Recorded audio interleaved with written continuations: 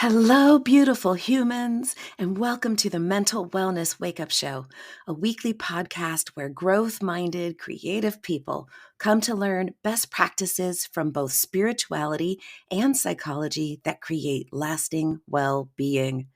I am your host, mental wellness expert, improvised acting teacher, therapist, and coach, Dawn McMillan. Let's get to it. So, what I want to talk about today are two magic words that will change your life. So many of us are beset with all kinds of little inconveniences, the slings and arrows of outrageous fortune. And I have a recipe for how to make it better. But before we get into that, I just want to say thank you so much for being here. Thank you for spending time on the podcast. Thank you for reaching out to me. Thank you for sharing the podcast with other people. Thank you for even listening to the podcast with other people and then talking about it. How amazing is that? So, thank you very, very, very, very much. I'm so delighted that you're here. I love this weekly conversation that we are having, and I am honored that you choose to participate. Okay, so magic words to change your life. Well, in what regard? What I'm talking about is all of those little things that just get on our nerves. I was in my bathroom the other day and it was cold. It was super cold and it was annoying. It'd been cold for a lot. And I would like to clarify that it's definitely not the kind of cold that other people are suffering from, really just enough to make me uncomfortable and get tired of wearing fuzzy socks and a hoodie while I'm inside. So that's what we're talking about. I was cold. I go into my bathroom. It's cold. The water coming out of the tap is cold. And I start this litany in my brain about, oh, this is terrible. I hate this. And why do I have to put up with this? And why is it so cold? Ever have experience about that or like that? What about sitting in traffic? Oh my God, I can't believe people drive like this. What is wrong with them? Use your turn signal or step on the one on the right, people. We got to keep it moving. Or, oh my God, that guy drives like a crazy person. What is wrong with people? Or that one world leader where you're like, oh my God, that man is a complete psychopath. Anyone who would support that person is obviously also a psychopath. Who would do that? Or you read the comments on the internet. Never read the comments. It'll fry your brain. So, one of the reasons I think we have an uptick in mental health disorders is because we've lost our ability to tolerate discomfort. What do I mean by that? Well, we're very used to instant gratification. We go to load an app and it takes 1.2 seconds instead of the normal half a second, and we get frustrated. We have some sort of hunger. We press a button, and 20 minutes later, it's delivered to our doors. We are not used to being uncomfortable. And we've been programmed to think that we should be happy all of the time. And for a lot of us, happy means comfortable. Nothing on my body is inconvenienced in any way. I'm in the perfect right temperature. My stomach is the perfect right amount of fullness. My bank account has the perfect right amount of numbers in it. We're really quite attached and addicted to our creature comforts. And so when we encounter a situation that might trigger some kind of discomfort, we avoid it, we medicate it, we run screaming in the other direction, or we complain loudly, whether it's loudly within our own heads or loudly to other people. This should be to my preferences. This shouldn't be the way that it is. This is wrong. I don't like this. I'm uncomfortable. I was doing a process with a client recently, and sometimes it's helpful to do the worst case scenario. So I started working her through it. Okay, if this happens, well, what's the worst that can happen? Well, then this would happen. And finally, we got to the bottom of her chain, and her response was, well, then I would feel bad. I'm like, uh-huh. And what's bad about that? Well, I would feel bad. Okay, you would feel bad. That's not fatal. That's unpleasant, but it's something that you can live with if you're willing to in order to get all of the gains that you think that you would get from making that decision. So that just really pointed out for me that because we think that if we're not feeling great all the time, we're doing something wrong, or if the temperature or the fabric or the traffic or the weather isn't exactly to our liking, it's terrible and I can't stand it.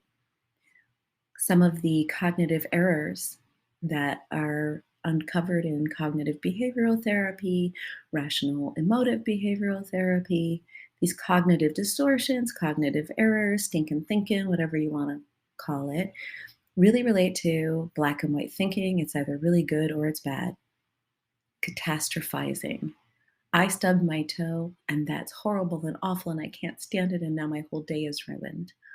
Or awfulizing is another way that we talk about it, or the just world fantasy, or the just world fallacy, rather. I did the right thing, therefore everything should be working out for me. We've lost our ability to tolerate distress. With some personality disorders, that's a big chunk of the work. Learn to be dysregulated. Learn to accept that sometimes your emotions are a little all over the place and you don't have to do anything about them.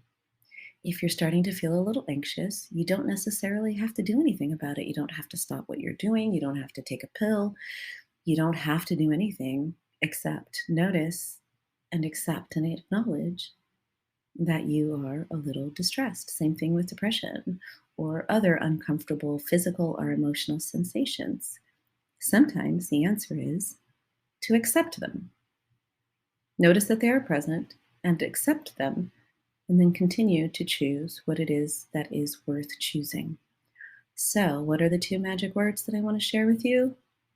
Okay, little fine print. Do not weaponize this against other people. Agreed? So, the two magic words are so what? Yeah, so what? Went into the bathroom, like, oh my God, it's cold. So what? I don't like it. So what? Be cold, right? It's 5 minutes. 5 minutes to, wash my hands and face and move on. 5 minutes of being moderately cold. So what? There's a lot of traffic right now. So what? I don't like traffic. It makes me stressed out. So what? So what? Sometimes you're uncomfortable. So what? I remember listening to a Tim Ferriss podcast a gazillion years ago, and the guy was a chess champion or a NATO SEAL, Navy SEAL or some such. And he said that one of the ways that his people learn to overcome difficult circumstances is by saying, and that's how I like it. Wow, this water is really cold, and that's how I like it. That's the brain hack, right? Instead of, oh, this water is really cold and I can't stand it and it's awful and I shouldn't have to put up with this. And oh, woe is me. And now let me just like run around and boil water and do something to fix this. I completed my tasks much more simply and easily and quickly by just going, so what? It's a little uncomfortable. So what? It's raining and you might get mud on your shoes. So what? So what? Now, the reason I said don't weaponize this is because you can easily become callous toward yourself or others. Yeah, my significant other beats me every time I come in the house. So what? No, no, no, no, no. That's not what it's used for. What it's used for is to stop yourself from complaining about things that are not important or are really not that bad. There are things that are actually terrible. Most of the things in our lives that we react and resist and complain about are not.